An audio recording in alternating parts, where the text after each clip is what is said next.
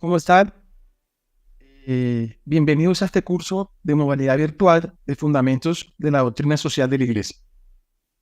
Este objetivo general del curso es ofrecer un espacio formativo de actualización sobre la doctrina social de la Iglesia y el pensamiento social cristiano desde las dimensiones bíblicas, teológicas y eclesiológicas, con diálogo con algunas ciencias humanas y sociales. Bueno, el tema principal de esta sesión es abordar el tema de la familia como célula vital de la sociedad, trabajo de los derechos laborales y la justicia económica y la distribución de la riqueza. Es decir, que el objetivo de esta sesión es analizar el don del trabajo como espacio y fuente de justicia económica y distribución de la riqueza, lo cual contribuye al pleno desarrollo social y de la familia como célula básica de la sociedad, de la doctrina social de la Iglesia, en adelante DSI. Para que ustedes tengan claro, ahorita les vamos a mostrar acá en un slide cuáles son, digamos, los temas principales que vamos a tocar durante esta sesión. En primera medida, esta charla va a tener algunos temas principales. En primera medida vamos a hablar sobre el papel del trabajo digno desde la DSI, es decir, desde la doctrina social de la Iglesia. En segunda medida, vamos a hablar sobre la importancia de la justicia económica en una sociedad. Tercera medida, vamos a hablar sobre la redistribución de la riqueza y el destino universal de los bienes. Como cuarto tema fundamental dentro de esta sesión, vamos a interactuar sobre un concepto fundamental y es la familia como receptora y como fuente de justicia económica. Como quinto tema, vamos a hablar de la experiencia sobre un caso concreto en la sociedad sobre estos tópicos para poder llegar un poco de la teoría a la práctica y cómo se está manejando todo esto en algunas sociedades. Finalmente, vamos a dejar 3 preguntas aproximadamente durante cada uno de estos temas o subtemas como parte del proceso de aprendizaje y evaluación, obviamente, de esta charla y garantizar, obviamente, de que se apropien estos conceptos y los actualicemos en algunas temáticas específicas de este curso.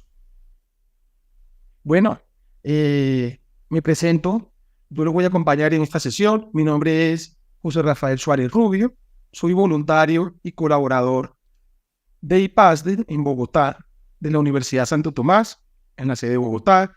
Soy economista y administrador de empresas de la Universidad Santo Tomás, sede de Bogotá, con especialización en gerencia empresarial y financiera, magíster en planeación para el desarrollo de la misma universidad y actualmente doctorando en gestión de proyectos sostenibles de la Universidad EAN en la sede de Bogotá, Colombia.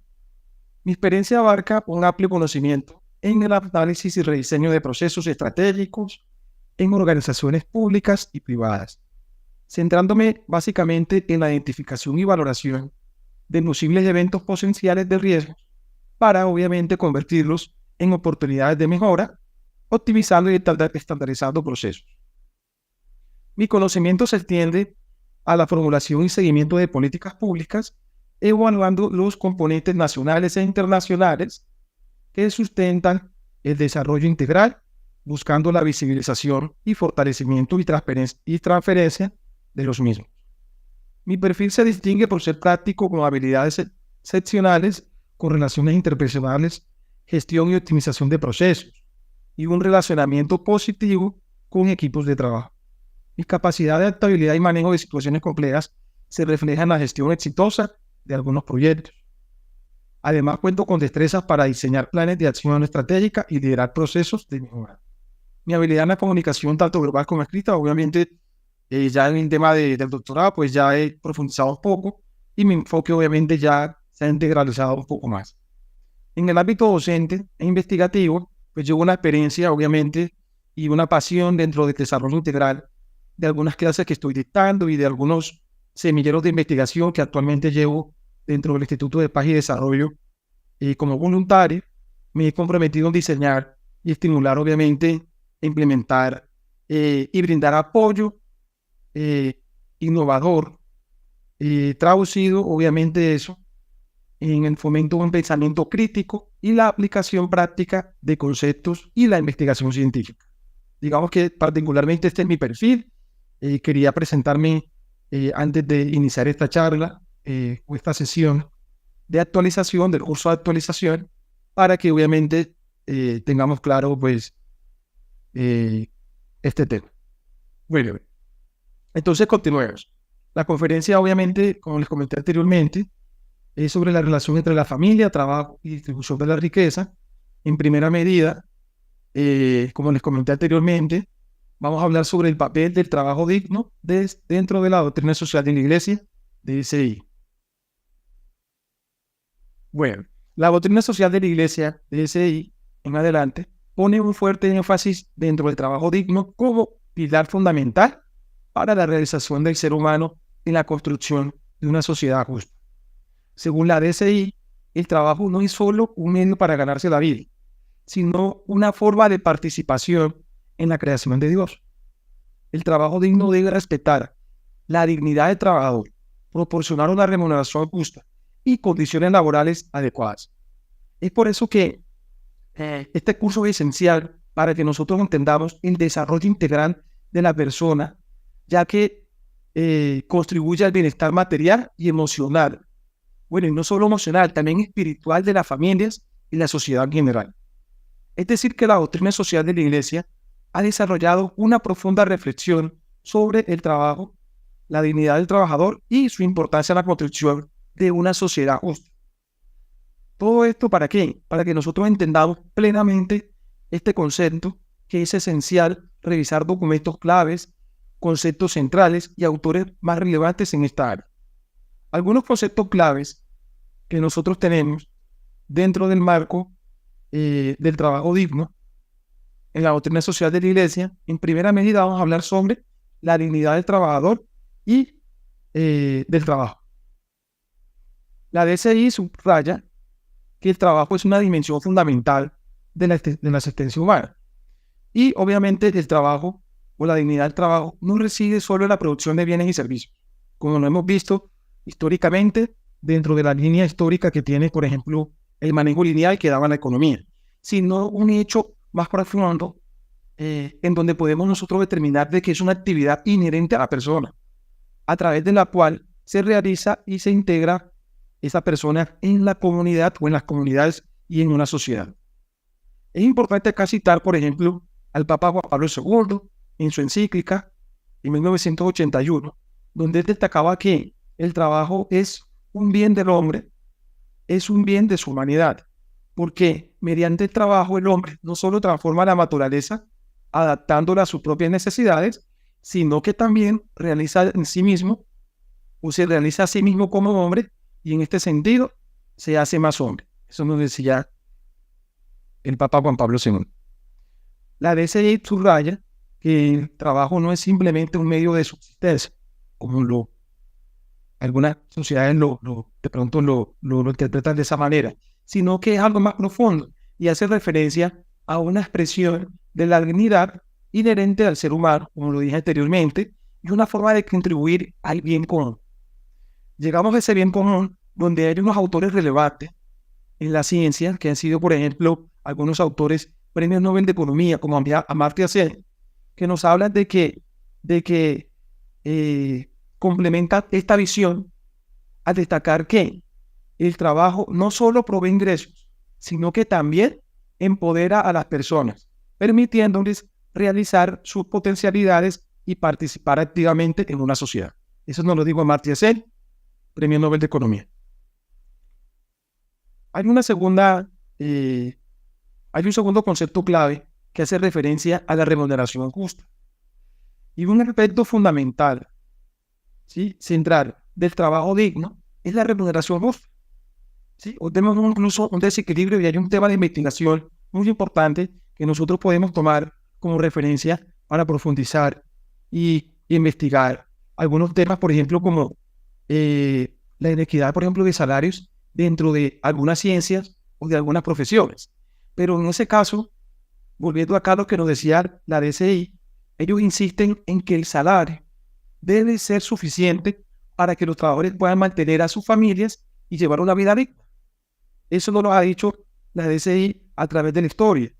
Y el compendio, perdón, de la doctrina social de la Iglesia en el 2004 menciona lo siguiente, que la justa remuneración es el fruto legítimo del trabajo y no puede ser de ninguna manera inferior a la subsistencia del trabajador y su familia. ¿Esto qué quiere decir? Que la remuneración justa también implica igualdad salarial por trabajos de igual valor sin discriminación de género, raza o cualquier otra condición.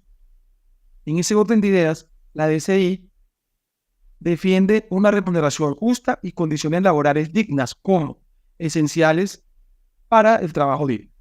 Esta perspectiva de la DCI se alinea con algunas ideas de algunos autores, como por ejemplo John Rawls, quien argumenta que la justicia requiere que las instituciones sociales aseguren el mayor beneficio para los menos privilegiados, lo que incluye garantizar condiciones laborales justas y equitativas.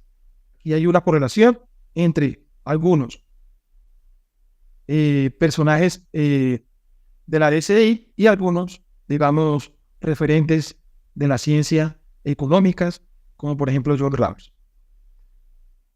Un tercer concepto importante son las condiciones laborales adecuadas. Y es ahí donde la DCI profundiza y aboga sobre las condiciones laborales que deben respetar algunas condiciones básicas en las sociedades, como por ejemplo la salud, la seguridad, el bienestar del trabajador.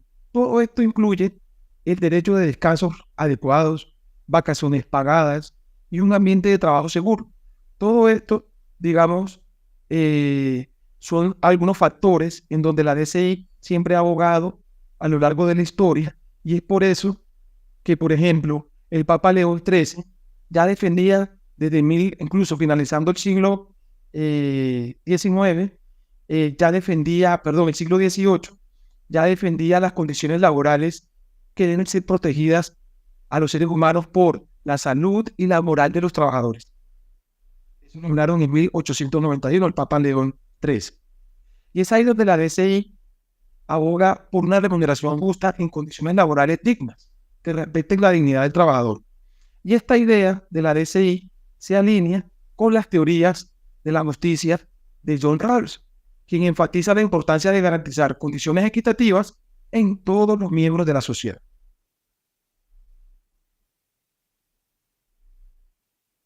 Bueno, en cuarta medida hay un concepto fundamental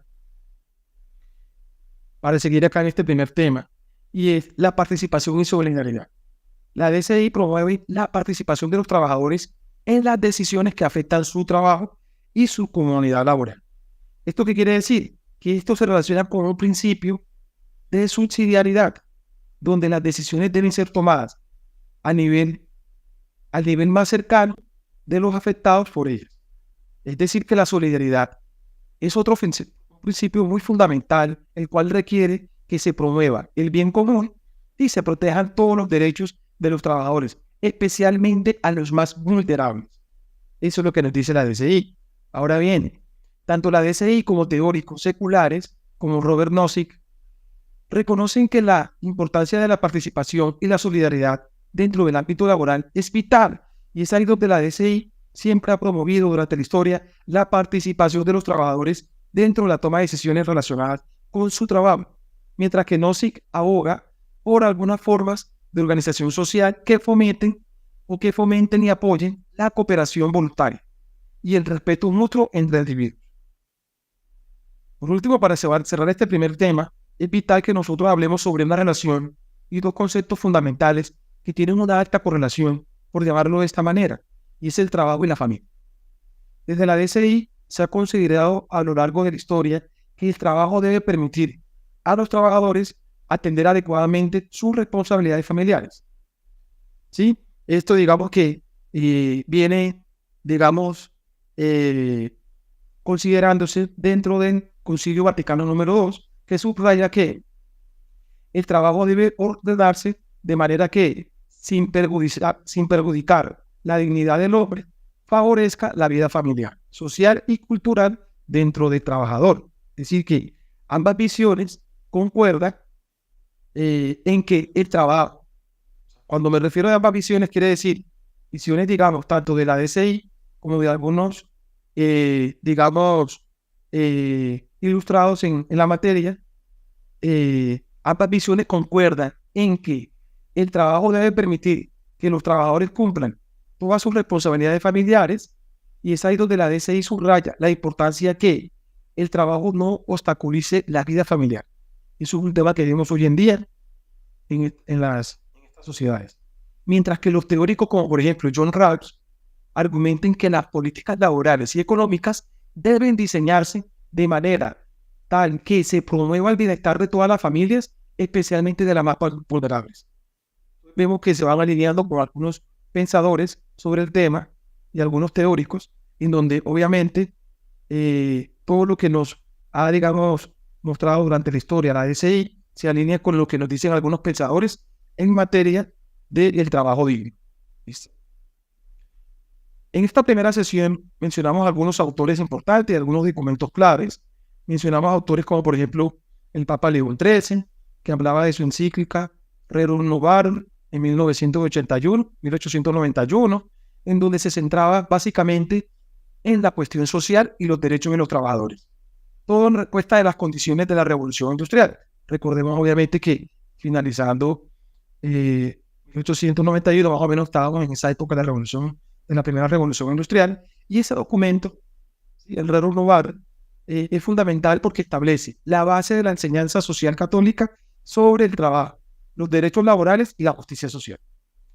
Hay algunos autores importantes también, como el Papa Pío XI, donde, digamos, expande esos principios allí establecidos dentro del Rerum Novarum, haciendo énfasis en la necesidad de un orden social y económico donde se respete la dignidad humana y la justicia social.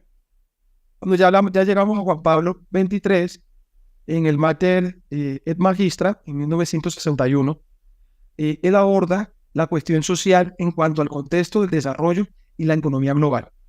Acá se reiteran algunas necesidades que ya venían planteando algunos otros papas en algunas otras encíclicas, en donde nace la necesidad de que el trabajo se realice en condiciones que se respete la dignidad humana. Y ya yo les he mencionado a ustedes a Juan Pablo II, con el Laborum Exercens en 1981, que es uno de los documentos más profundos sobre el trabajo de la DSI. Y Juan Pablo II, el Papa, él presentó como trabajo que el trabajo como una clave esencial, o que pretendía ser una clave esencial para la cuestión social. Y dejaba o hacía énfasis en la dignidad del trabajador, la necesidad de una justa remuneración y la importancia de la participación y la solidaridad en el mundo laboral. Bueno, básicamente, digamos, esos son algunos que vienen, por ejemplo, por parte de, digamos, de la DCI y de la Iglesia, y ya de algunos teóricos, como por ejemplo Amartya Sen, en donde un enfoque que él plasmó en algunas de sus libros y de algunas investigaciones es su enfoque de las capacidades humanas. Él resaltó la importancia del trabajo como una fuente de autorrealización y contribución social. Yo les había mencionado anteriormente a John Rawls, en donde su teoría de justicia como equidad proporciona una estructura conceptual para poder entender y promover la justicia en las condiciones laborales y económicas. Por último, para mencionar a otro autor que tomamos acá, tenemos que hablar de Robert Nozick en su obra, en donde él explora las formas de organización social donde representen, o donde respeten, mejor dicho, la libertad y se fomente la cooperación voluntaria. De manera de reflexión final de esta primera temática de esta sesión, la DCI ofrece una visión integral del trabajo digno que abarca no solo aspectos económicos, sino aspectos también como sociales, culturales y espirituales. El trabajo, según la DCI, es un medio por el cual las personas participan en la creación de Dios, se desarrollan plenamente y contribuyen al bien común. Este enfoque holístico desafía a las sociedades modernas a repensar sus estructuras laborales y económicas para que promuevan una dignidad humana y la justicia social.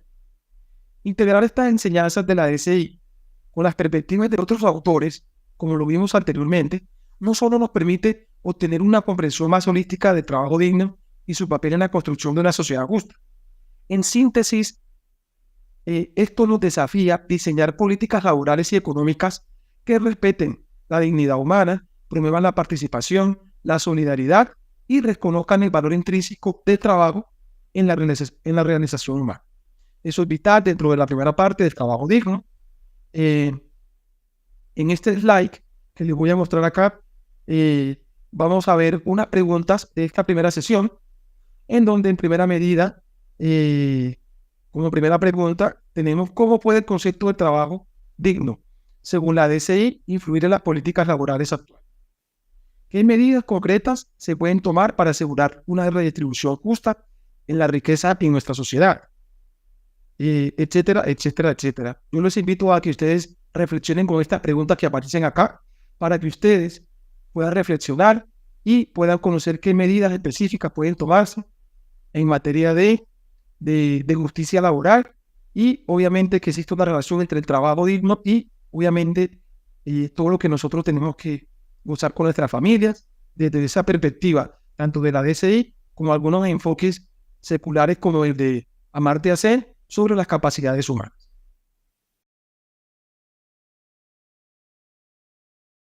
Bueno, en segunda medida, para abordar esta sesión, vamos a hablar sobre la importancia de la justicia económica en una sociedad. La justicia socioeconómica en una sociedad es crucial para el bienestar de la sociedad misma, ya que obviamente asegura que todos los miembros puedan tener acceso a los recursos necesarios para vivir con dignidad. Es decir, que la justicia económica implica una distribución equitativa de esos bienes y oportunidades, y de esta manera también obviamente hace referencia a la creación de estructuras que permita que todos los individuos puedan desarrollar su potencial.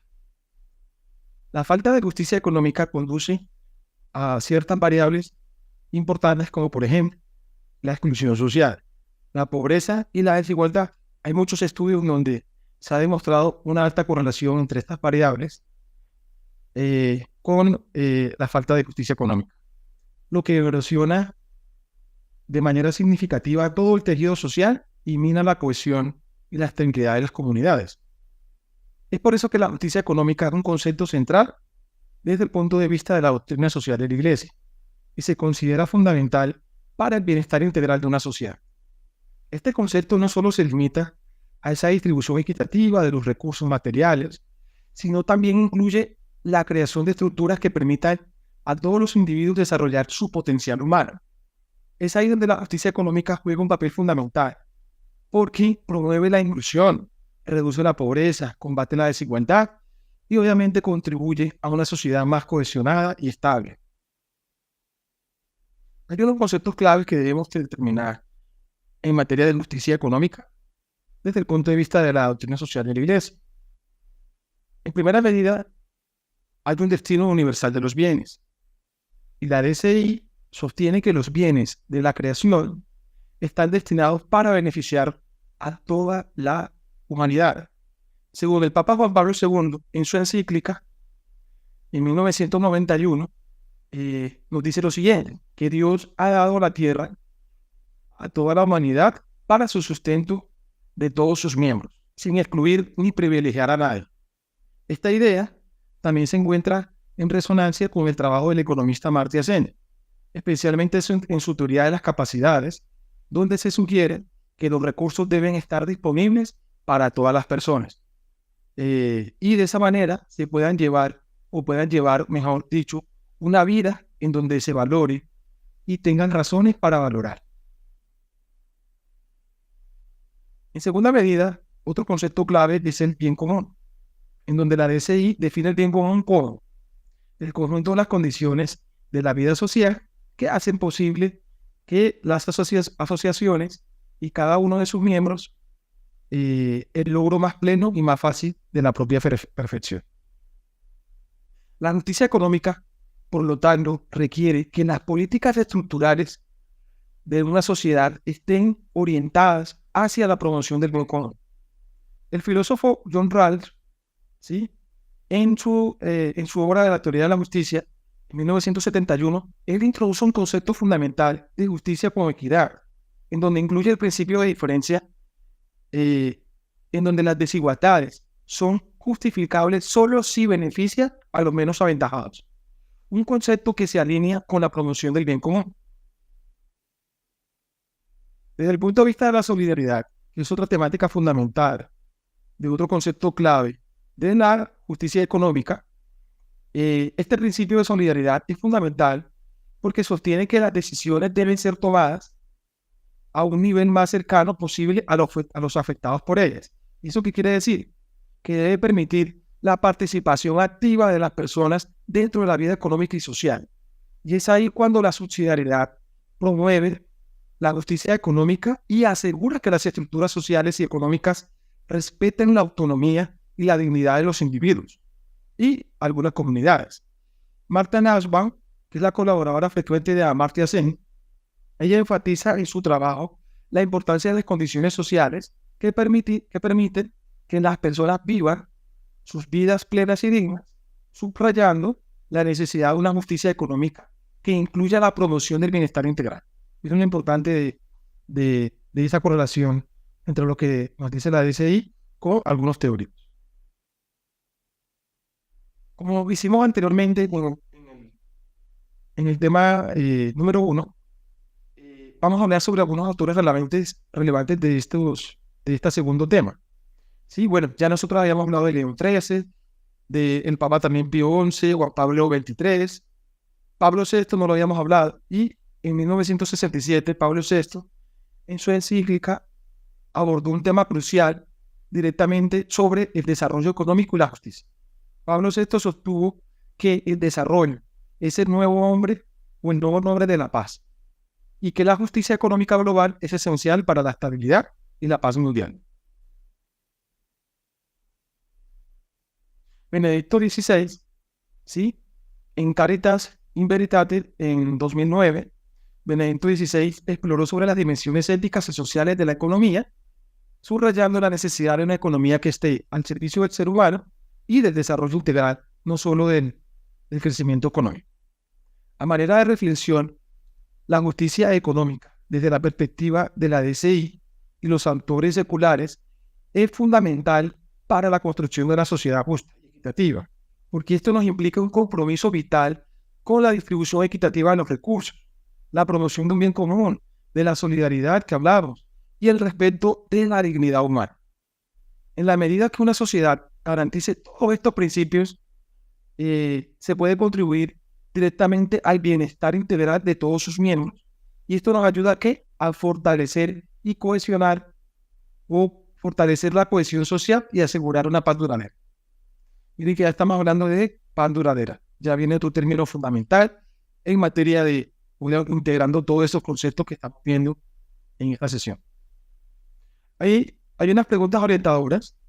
La idea es que ustedes las reflexionen, en donde analicen qué políticas y estructuras actuales necesitan ser transformadas para promover una justicia económica según los principios de la DCI y las teorías contemporáneas de justicia.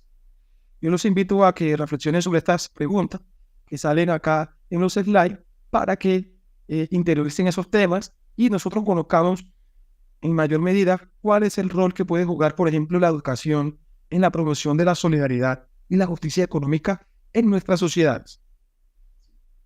Y vital que ustedes profundicen en esas teorías de John Rawls y de Marta Nussbaum, que son vitales para poder tener un conocimiento más y un pensamiento más crítico sobre la justicia económica. Bueno, pasamos entonces al tercer tema que habíamos hablado al inicio en el programa de desarrollo de esta sesión, y es la redistribución de la riqueza y el destino universal de los bienes. Cuando nosotros hablamos de la redistribución de la riqueza, tenemos que tener claro que esto es un principio fundamental, que tiene una búsqueda fundamental también, por llamarlo de esa manera, en una sociedad justa y equitativa. Entonces, es un principio fundamental dentro de esa búsqueda de la sociedad para poder garantizar justicia y equidad. Y es ahí donde la DCI nos dice que los bienes de la tierra son destinados para todos, lo que implica una responsabilidad social en la gestión y distribución de la riqueza. Este principio es fundamental porque, este principio del destino universal de los bienes que nos sostiene, que la propiedad privada es legítima. Esta debe ser subordinada al bien común. La redistribución de la riqueza obviamente puede lograrse a través de políticas fiscales justas, sistemas de seguridad social y mecanismos de solidaridad que aseguren que los recursos sean accesibles para todos, especialmente los más vulnerables. Hay unos conceptos claves acá, quiero que nosotros toquemos en esta sesión para poder tener más claro la redistribución de la riqueza en la DCI. Y tenemos como primera medida el destino universal de los bienes que les había comentado. Y este destino universal de los bienes es una temática central en la DCI. Según el Papa Juan Pablo II, en su encíclica Laborem Exercens, en 1981, él nos dice que Dios ha dado la tierra a toda la humanidad para el sustento de todos sus miembros, sin excluir ni privilegiar a nadie. Este principio implica que la riqueza y todos los recursos naturales deben ser gestionados de manera que beneficien a todos los miembros de la sociedad. Este concepto es un concepto abordado por el economista Thomas Piketty en su obra Capital, en donde él argumenta que la concentración de la riqueza en manos de unos pocos es amenaza para la democracia y la cohesión social. Piketty aboga por políticas fiscales progresivas y una mayor transparencia financiera para asegurar una distribución más equitativa de la riqueza. Otro concepto fundamental es la propiedad privada y la relación que existe con el bien común. Vamos a mirar cómo se correlacionan estas dos variables, por llamarlo de esa manera, y es ahí donde la DCI reconoce la legitimidad de la propiedad privada, pero siempre subordinada al bien común. ¿Sí? En renovar, ¿sí? El Papa León XIII, él defiende la propiedad privada, pero hace un énfasis fundamental que los propietarios deben usar la riqueza de manera que beneficie a toda la sociedad. La propiedad privada debe ser un medio para promover el bienestar general y no un fin en sí mismo. Es ahí cuando es conveniente citar al filósofo John Rawls en su libro sobre la teoría de la justicia, en donde él introduce un concepto de justicia como equidad y su principio de diferencia, en donde sostiene que las desigualdades son permisibles solo si benefician a menos aventajados. ¿Esto qué quiere decir? Que este enfoque subraya que la propiedad y la riqueza deben gestionarse de manera que promuevan la igualdad de oportunidades y el bienestar social. Hay un tercer concepto fundamental y es la solidaridad y justicia social. La solidaridad ya tenemos claro que es un principio fundamental de la DCI que llama a la comunidad a apoyar a los más vulnerables. ¿Sí? En Caritas in Veritate en 2009, el Papa Benedicto XVI afirmó que la solidaridad es una virtud moral que requiere un compromiso activo para reducir la desigualdad y la pobreza. Es decir, que la solidaridad implica una responsabilidad más profunda y que debe ser de manera compartida para asegurar de que todos los miembros de la sociedad tengan acceso a esos recursos necesarios para poder vivir dignamente. Es aquí cuando nos conviene citar a, por ejemplo, economista de la talla de Joseph Stiglitz, ¿sí? En su libro del precio de la inequidad en 2012, en donde sostiene que la creciente desigualdad es perjudicial no solo para los pobres, sino para la sociedad en general. Stiglitz argumenta que las políticas de redistribución con la imposición progresiva, ¿sí? La inversión de servicios públicos son esenciales para crear una sociedad más justa y equitativa. En materia de políticas fiscales y el sistema de seguridad social, la DCI promueve la implementación de políticas fiscales justas y sistemas de seguridad social que aseguren una distribución equitativa de la riqueza. ¿Sí? Digamos que el Papa Pablo VI, abogó en su momento por reformas estructurales que promovieran la justicia social y económica, incluyendo la redistribución de la riqueza a través de la política fiscal. Amartya Sen, Premio Nobel de Economía, argumenta que la verdadera libertad económica solo se puede lograr cuando todos los individuos tienen acceso a los recursos de seguridad social que aseguren una distribución justa de los recursos y oportunidades. Bueno, acá tenemos algunos autores relevantes, algunos documentos claves, ¿sí? Ya les había mencionado varios anteriores. Le mencioné el nuevo autor que es Thomas Piketty, digamos en su obra de 2013, In the Capital in the 21st. Él destacó la necesidad de las políticas fiscales progresivas y de esta manera combatir la concentración de la riqueza. John Rawls, ya hemos hablado de la teoría de la justicia, donde introdujo el principio de diferencia que promovía la igualdad de oportunidades y la distribución de la justa de la riqueza. Joseph Stiglitz, que también es un autor nuevo que incluimos dentro de esta temática, argumentó la desigualdad en donde que afirmaba que era perjudicial para la sociedad y abogaba por políticas redistributivas. A manera de reflexión final de este subtema, que es importante para poder hablar de la redistribución de la riqueza, desde la perspectiva de la DCI y algunos autores seculares, es esencial para la construcción total de una sociedad justa y equitativa. ¿Y esto qué implica? Con la distribución equitativa de los recursos, con la promoción del bien común, la solidaridad y el respeto a la dignidad humana.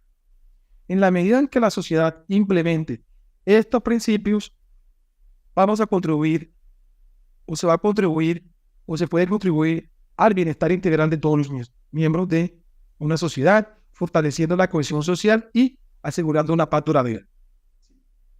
Como lo hemos venido realizando a lo largo de esta sesión, en este slide va a salir unas preguntas para que ustedes reflexionen y puedan aplicar un pensamiento más crítico sobre las políticas fiscales y todo el sistema de seguridad social en materia de la distribución de la riqueza, según algunos principios, tanto de los teóricos contemporáneos como de la doctrina social de la Iglesia. Esa es la invitación para que ustedes reflexionen y vayan ustedes creando un pensamiento crítico de este curso de actualización que tenemos en este momento. Como cuarto tema fundamental, vamos a hablar sobre la familia como receptora y fuente de justicia económica. La familia es una unidad fundamental de la sociedad porque desempeña un papel dual en la justicia económica. ¿Y por qué un papel dual? Porque tiene un papel como receptora y otra como fuente. Es decir que como receptora la familia depende de un entorno económico justo que le permita satisfacer sus necesidades básicas y obviamente todo esto le conlleve a la prosperidad social, ¿cierto? Y como fuente, la familia inculca valores de responsabilidad social, solidaridad y trabajo en todos sus miembros, preparando así a las futuras generaciones para que puedan contribuir positivamente a la sociedad. Es decir, que las políticas de apoyo a la familia, como el acceso a servicios de salud, educación, vivienda, son vitales y esenciales para fortalecer de esta manera toda la capacidad de acción que tienen como agentes de justicia económica, ¿sí? Es decir, como fuente. Ahora bien, tenemos claro que la familia es la unidad fundamental de la sociedad, ¿cierto? Y que desempeña un papel dual en esta justicia económica, como receptor y como fuente. Pues ya lo vimos como fuente, ¿verdad? Ahora, como receptora, la familia depende de un entorno económico justo que permite satisfacer todas las necesidades básicas y que todo esto conlleve a la prosperidad social. Es decir, que como fuente, la familia ya sabemos que inculca valores de responsabilidad, solidaridad y trabajo en sus miembros, preparando a las futuras generaciones para contribuir positivamente a la sociedad. Las políticas de apoyo a la familia, como el acceso a la salud, educación y vivienda, son esenciales para fortalecer esta capacidad. Y todo esto permita, obviamente, actuar como un agente de justicia económica. Entonces, hay unos conceptos claves dentro de la doctrina social de la Iglesia sobre la familia como receptora de justicia económica. ¿Sí? La doctrina social de la Iglesia nos dice que la familia es vista como el primer y vital núcleo de la sociedad. ¿Sí? Según el Papa Juan Pablo II, la familia tiene que ser considerada como el ambiente en el que se promueve la justicia social. ¿Sí? La justicia económica debe garantizar que las familias tengan acceso a los recursos necesarios para satisfacer las necesidades básicas como alimentación, vivienda, educación y salud. El economista Amartya Sen también subraya la importancia de garantizar que las familias tengan recursos y capacidades necesarias para llevar a cabo una vida digna. ¿Sí? En su obra, Zeno argumenta sobre algunas investigaciones que él ha tenido, ha dejado, digamos, en la ciencia, que el bienestar de las familias es fundamental para el desarrollo humano integral y que la pobreza y la desigualdad deben ser abordadas a nivel familiar para poder lograr una verdadera justicia económica. Ahora bien, hay una temática fundamental acá y es que tenemos que hablar la familia como fuente de justicia económica, para que nos quede claro. Es decir, que ya vimos como receptora de justicia económica, ahora como fuente. Es decir, que la familia no solo recibe justicia económica, sino que también es una fuente de la misma. ¿Eso qué quiere decir? Que incluso desde la DCI, el Papa Juan Pablo II afirmaba que la familia tiene un rol educativo esencial en la transmisión de valores como responsabilidad, la solidaridad, el trabajo, etc. Y estos valores son cruciales para formar ciudadanos comprometidos con la justicia social y económica. Y es ahí donde es fundamental citar, por ejemplo, a Marta Nussbaum, en colaboración con Amartya Sen, que ha desarrollado la teoría de las capacidades, que también destaca la importancia de la familia dentro del desarrollo de las capacidades humanas. Nussbaum, por ejemplo, argumenta que la familia debe ser apoyada para crear entornos que promuevan todo el desarrollo integral de sus miembros. Y obviamente también coadyuvan preparando a los individuos para poder participar efectivamente o activamente de manera equitativa en la sociedad. Lo fundamental que es eso, ¿no? Como fuente también, ya no puede quedar claro.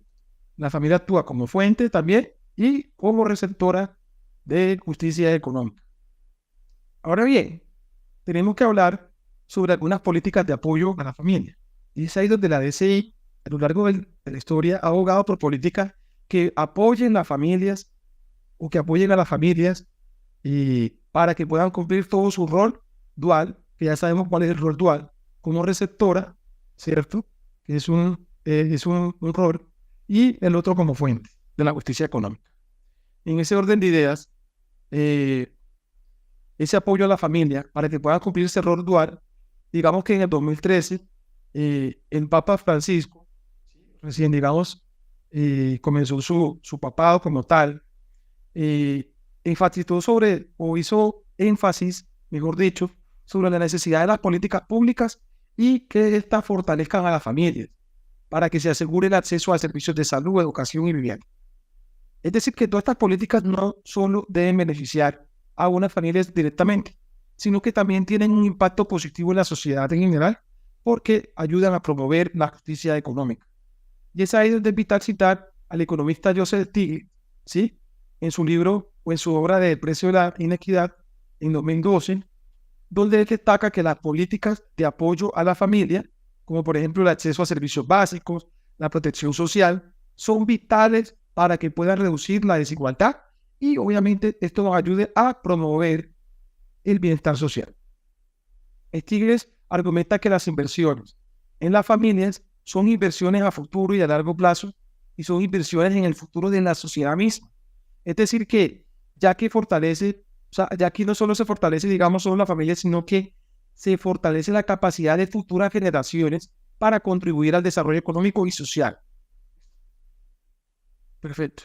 Ahora hay un concepto fundamental y es la familia y la solidaridad social.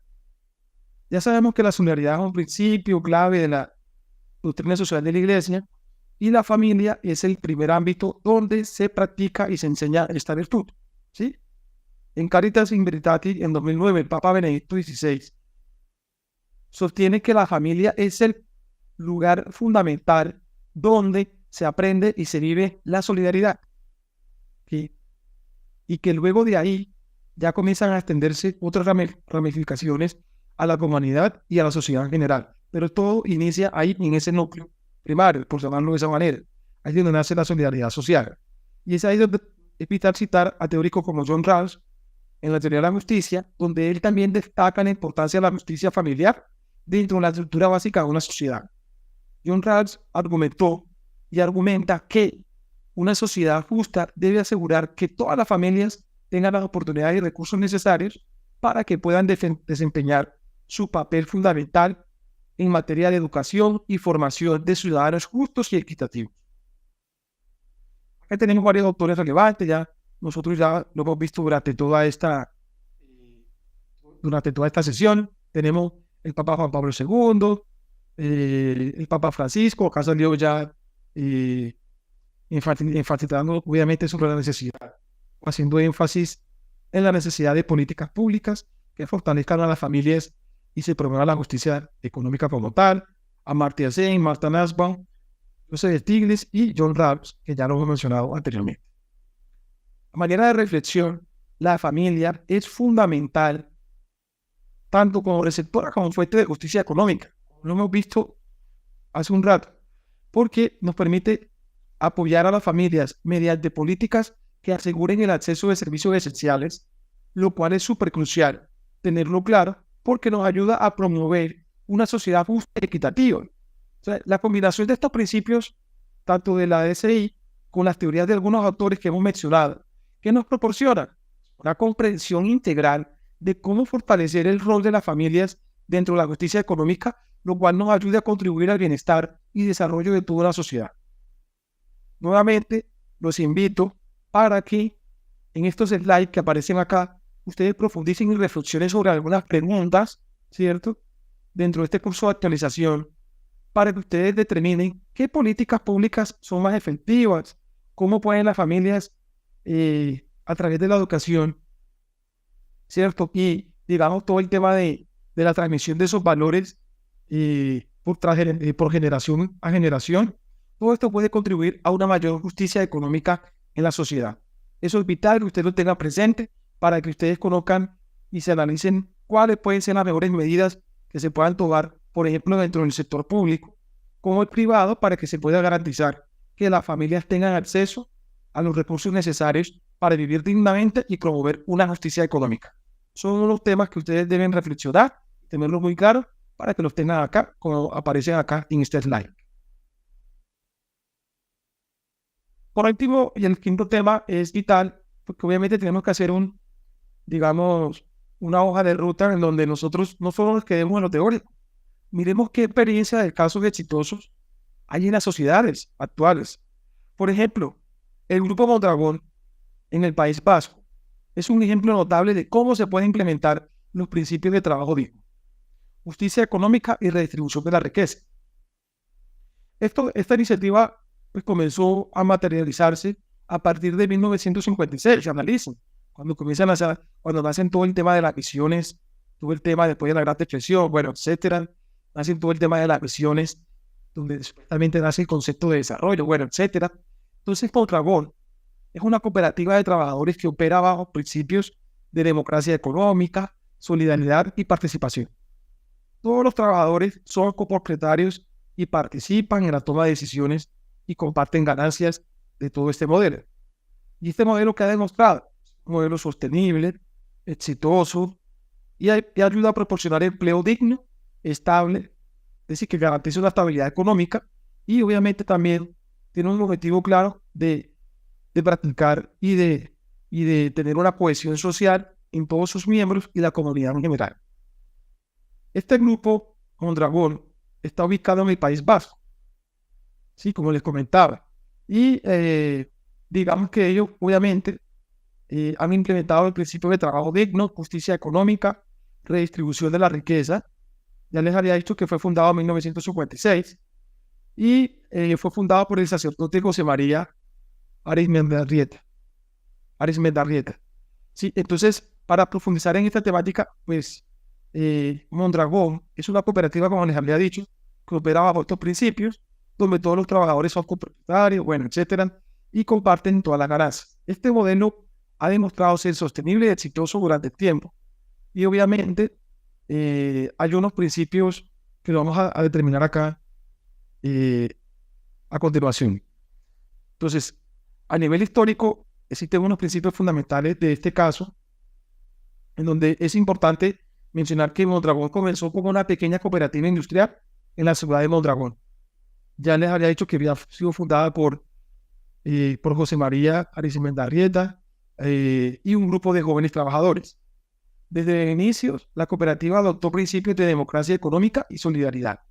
y se inspiró y fue inspirado por la doctrina social de la iglesia.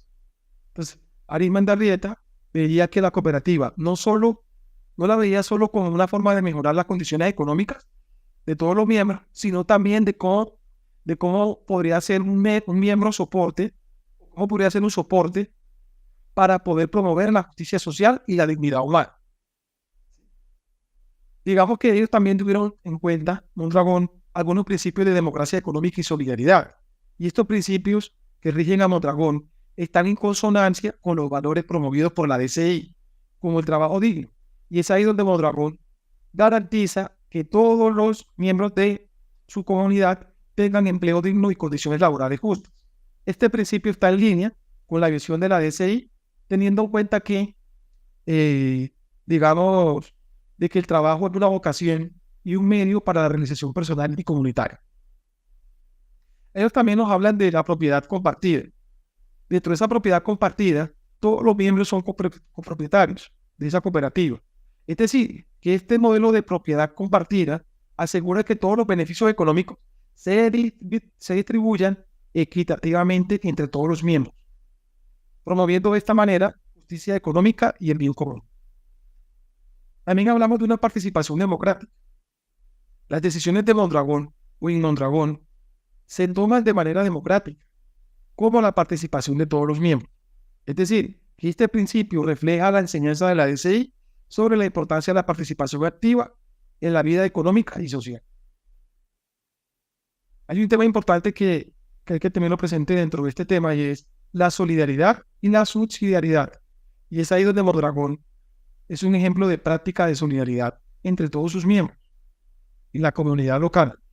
La cooperativa sigue este principio de subsidiariedad, asegurando que las decisiones se tomen al nivel más cercano posible a los afectados. Ahora bien, hay un impacto económico y social. Cuando nosotros hablamos de este impacto económico y social, para este caso de Mondragón, desde la fundación, Mondragón ha crecido y se ha diversificado en múltiples sectores, incluyendo manufactura, finanzas, educación y servicios. Actualmente Mondragón es uno de los grupos empresariales más grandes de España, con miles de empleados y operaciones en todo el mundo. Cuando hablamos de impacto económico y social, no podemos dejar de un lado la justicia económica y la redistribución de la riqueza. Y Mondragón es un ejemplo de cómo se puede lograr toda esta redistribución de la riqueza y a través de la propiedad compartida, de la participación democrática, y eso digamos que se traduce en algunos beneficios que otorga la cooperativa, y todos estos beneficios son reinvertidos en toda la comunidad, y de esta manera se mejoran las condiciones de los trabajadores, que son los que contribuyen, obviamente, estas obras, estas acciones, todo esto contribuye a la justicia económica y reduce la desigualdad social. Y es aquí donde es vital citar a Piketty, en donde nos habla en su libro de Capital, en The 21st, que argumenta que la concentración de la riqueza es una amenaza para la democracia y la cohesión social. El modelo de Mondragón, con su enfoque en la redistribución de los beneficios y la equidad, proporciona una alternativa viable a las estructuras económicas y tradicionales que tienden a concentrar la riqueza en manos de unos pocos. Esto se ve muy común en los países de América Latina y el Caribe, ¿sí? Para que ustedes lo reflexionen. Hay un tema fundamental y es la cohesión social y la estabilidad. Y Mondragón no solo proporciona beneficios económicos, sino que también promueve la cohesión social, la estabilidad, y eso conlleva a que, por medio de la participación activa de todos los trabajadores en la gestión de la cooperativa y la distribución equitativa de los beneficios, se contribuya a un sentido de pertenencia y comunidad. Todo este modelo también ha demostrado que, por ser resiliente frente a las crisis económicas, lo ha ayudado a mantener el empleo y la estabilidad financiera en sus miembros. Amartya Sen, ¿sí?, ha argumentado que el desarrollo debe ser evaluado por la expansión de las capacidades y las libertades de las personas. Es decir, que el modelo de Mondragón, al empoderar a los trabajadores y promover la equidad y la justicia, ejemplifica este enfoque de desarrollo humano que obviamente ha sido trabajado durante muchos años por Amartya Sen y Martha Nussbaum. Hay unos desafíos y lecciones aprendidas de toda esta sesión para que ustedes tengan presente de este caso, y es que aunque Mondragón ha sido exitoso, también ha enfrentado desafíos significativos, como la competencia global, la necesidad de mantener cohesión interna mientras se va expandiendo. La cooperativa ha tenido que equilibrar la eficiencia económica con sus principios de justicia y solidaridad. Todo no es color de rosa. Entonces, Mondragón ha ofrecido varias lecciones importantes para otras organizaciones y sociedades que buscan promover la justicia económica, como por ejemplo, participación democrática, la propiedad compartida, la solidaridad y la subsidiariedad, que son fundamentales que tengamos presente para poder nosotros implementar acciones en materia de justicia económica como tal. La reflexión final de este caso demuestra que el Grupo Mondragón, digamos que le ha apostado, ¿sí?, a la implementación de este modelo y demuestra que es posible implementar principios de trabajo digno, justicia económica, redistribución de la riqueza de manera efectiva y sostenible. Este modelo no solo proporciona beneficios económicos, sino que también promueve la cohesión social y la justicia. Hay muchas lecciones positivas, ¿cierto? O lecciones que nos ayudan a entender, a poder, digamos, entender de que Mondragón puede servir como una inspiración, como una guía para otras organizaciones que buscan construir un futuro más justo y equitativo. Y es aquí donde nosotros tenemos que profundizar, como aparece aquí en el slide, de algunas preguntas a manera de reflexión para que nosotros entendamos qué elementos nosotros podemos utilizar y que puedan ser replicados en otras comunidades, como por ejemplo el modelo que implementó Mondragón, ¿cierto?, en España, para promover la justicia económica y la redistribución de la riqueza. Y tenemos que entender cuáles son los principales desafíos que enfrenta, por ejemplo, nuestras economías, por ejemplo, economías emergentes, ¿sí?, en los países de América Latina y el Caribe, para que nosotros contextualicemos, obviamente, toda esta problemática que existe, que nosotros podamos enfrentar esos desafíos y poder, obviamente, por medio de la participación democrática en la gestión empresarial, contribuir a una mayor justicia económica y cohesión social. Básicamente, pues, hemos llegado al final de esta sesión, donde hemos abarcado estos 5 temas, donde el último fue un tema ya aplicado como tal. Yo espero les haya gustado la sesión. Y pues, obviamente, acá es vital para que nosotros tengamos claro de que se pueda cumplir, obviamente, y de que el trabajo, obviamente, sea un espacio y fuente de justicia económica y, obviamente, de distribución de la riqueza, y que todo esto contribuya al pleno desarrollo social de la familia como célula básica de la sociedad, desde la visión de la doctrina social de la Iglesia y de algunos teóricos importantes en la materia. Entonces, que espero que les haya gustado la charla.